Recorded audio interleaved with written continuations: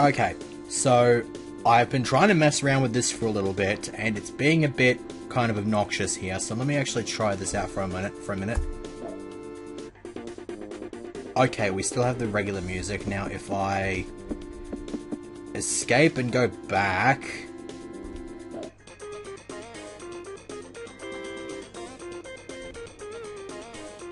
Okay, cool. I'm just gonna take a minute to let you listen to this.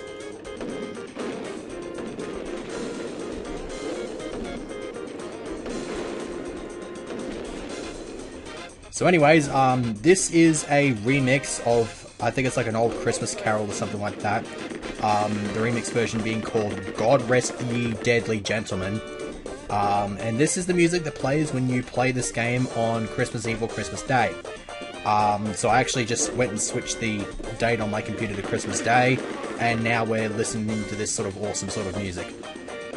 I probably should have played this in a different level, because this is the exact same level that Psychedelic Eyeball did the Christmas feature on.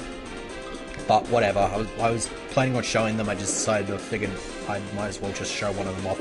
Probably should have shown something different off in all honesty, but whatever. I've committed to my decision, and I will not die on it like that Triad Enforcer. Anyways, with this level there are two different ways you can go. I'm going this direction because it takes longer, and I'd rather get this out of the way. This pretty much forms about, I'd say about 80% of the level in general. And okay, I keep falling off of this GAD lift. It's so stupid. It's a time waster as well. Not that I'd ever planned on doing more than one level in this episode to begin with, because this level's long as shit, but I think the principle still remains. This room is completely pointless because it just has a couple of switches which switch these off.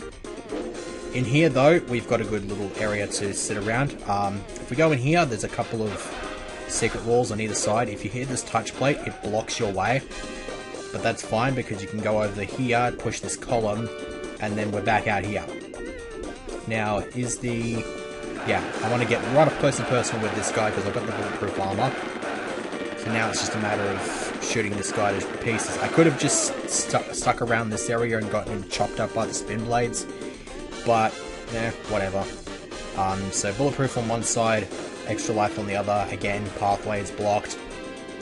And here I'm hoping to get not shrooms mode, elasto mode. But I got elasto mode anyway. You can quite clearly see why it's not a good idea to have elasto mode in this area.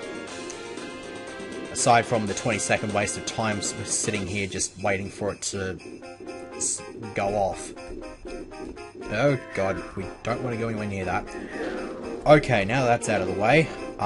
This room, regardless of which way you go, that you'll find a room kind of like this, that just has a whole bunch of enemies, and then there's just this set of couple of jump pads that you can reach in order to get a hold of this god mode.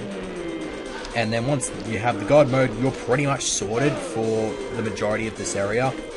I'm gonna pretty much just rush it. That area in there just has a healing basin, another bulletproof vest, and I believe a bazooka.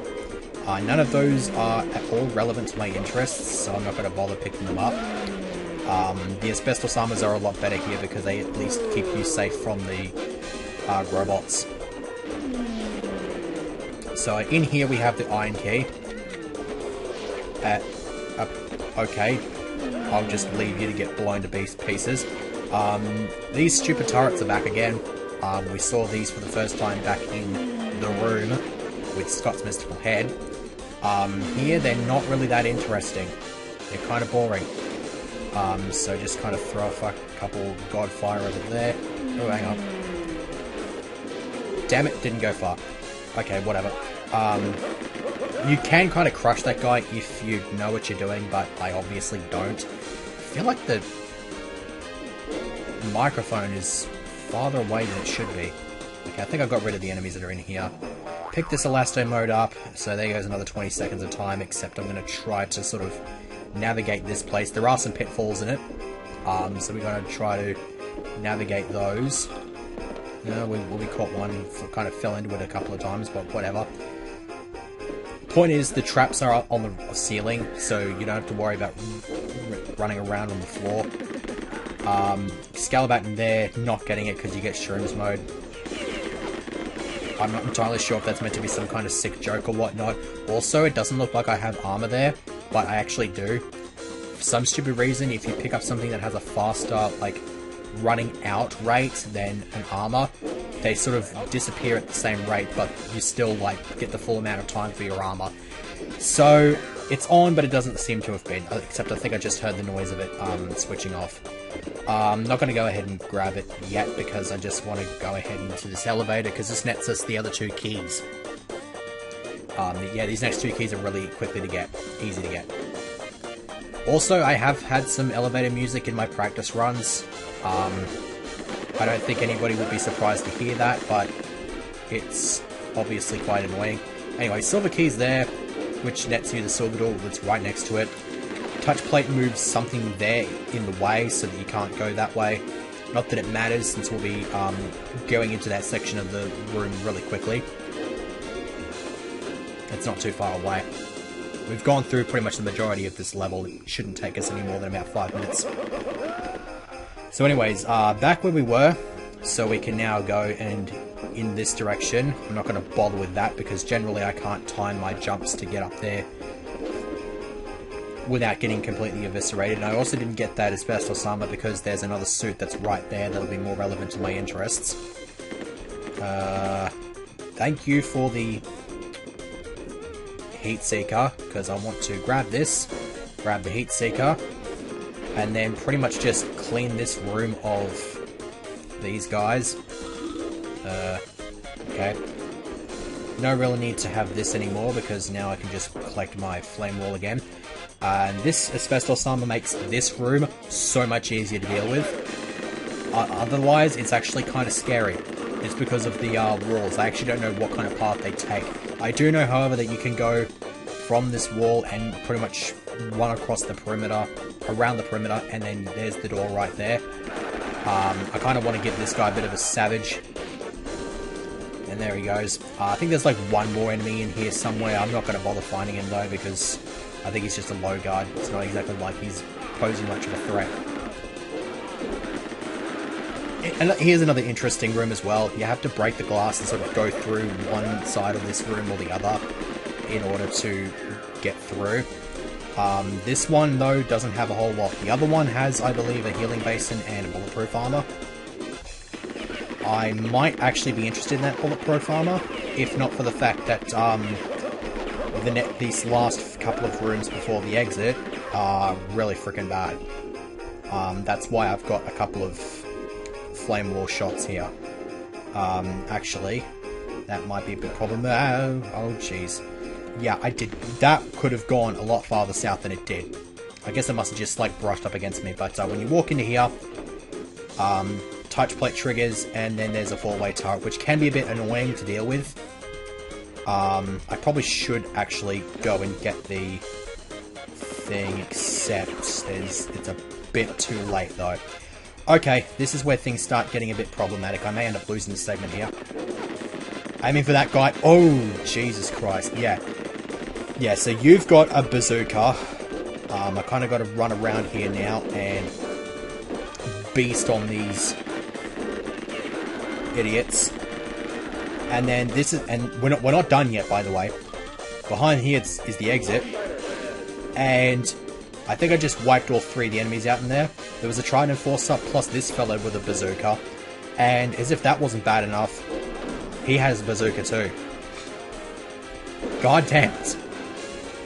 Yeah, this area was freaking difficult. For some reason though, I have found myself managing to get through it completely unscathed. I have not actually been killed in this area as of yet. Now, is there any more monk meal? I'll take monk meal. It's not really that much health, but I'll take it anyway. This will take us back to that weird room with the gads set up in the thing in the middle, the asbestos armor. And on the way there, I'm going to be fighting a Triad Enforcer, and I don't have anywhere near enough missile ammo to deal with it, and it's a pretty cramped space, so I'm not going to bother with that. Instead, I'm just going to go this way. Thank you for the elevator music. This will take us back to the area, the other pathway we could have taken. All we have to do is get rid of this idiot, hit that, and then over there, and then there's a touch plate which moves this column in the way so we can't actually go back to the start of the level. Which is unfortunate because there is another bazooka sort of in that general area over there, but we won't be going anywhere near it. Instead, we're just going to have to deal with this drunk missile with about 60 odd health. Thankfully though, I don't remember there being any lightning guards with bazookas here. Not that it really matters, it would only matter if these two had them. But when we get across to this area, there is the God mode over there. This is that similar sort of room I was referring to a bit earlier, which kind of renders the bulletproof armor from the previous room useless, because you now just have the ability to rinse this area out. I think the only real differences are it's a little bit more difficult to get to the door out of here, just because of that weird room. Plus this area just sort of has the random Triad Enforcer and then the bazooka and bulletproof armor are hidden behind this wall, neither of which are that useful to me. So here we're back in the we're in that other section of the room that was blocked off, and in order to get in here, we want to hit this, and then go around, and then we push the wall. And so we are back in here, where the silver key is. I'm debating whether or not I want to go in that direction, or if I want to go back where I came. I'm going to go this way, even though it does involve me waiting for elevators and possibly getting elevator music, but whatever. Seems I lucked out on this occasion.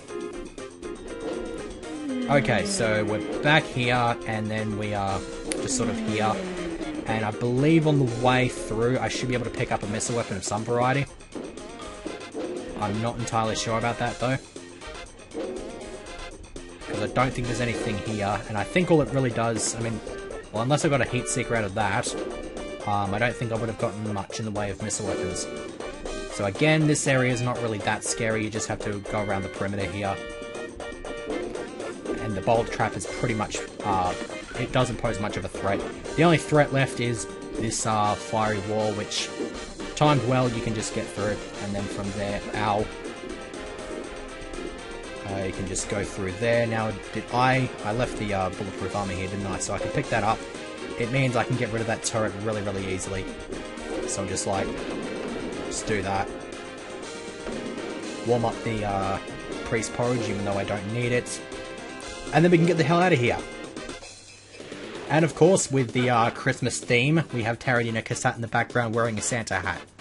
So that's 2 of the 5 holiday hats revealed. The other 3 will be shown off at some other point in the future. In the meantime, this is your preview of the next level. Yay! See you next time.